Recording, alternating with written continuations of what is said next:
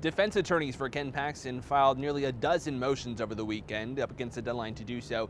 And somewhat unsurprisingly, they've now called for all 20 articles of impeachment brought against him to be dismissed. They've also included several pages of documents which they say point towards why those articles should be dismissed. The Senate is poised to make history on September 5th when it convenes as a court of impeachment against Attorney General Ken Paxton. But if Paxton's attorneys have their way, that won't happen. A slew of motions filed over the last week, including nearly a dozen in just 2 days, call for dismissing each of the 20 articles of impeachment against Paxton. The trial is a trial about not criminal behavior, but behavior against the political system and against the constitutional order.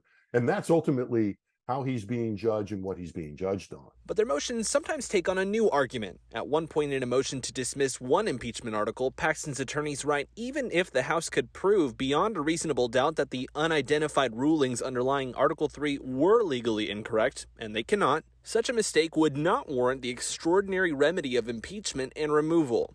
Paxton's attorney, Tony Busby, spoke on DFW broadcaster Mark Davis's radio show last week. And unfortunately, in the impeachment of Attorney General Paxton here, the great state of Texas is pointing her heaviest artillery at something that does not even reach the magnitude of a snowbird. Republican Representative Jared Patterson, who criticized Paxton's attorneys on social media, writing, first it was he's completely innocent.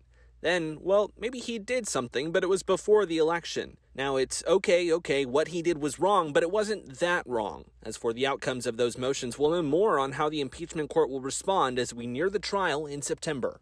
The House prosecutors also filed a motion over the weekend, but just to seek clarification on the rules for how the trial will proceed. Under those rules, though, a committee of senators will come up with recommendations for each of those motions by the end of the month. From outside the Texas state capitol, Michael Atkinson, CBS Austin News.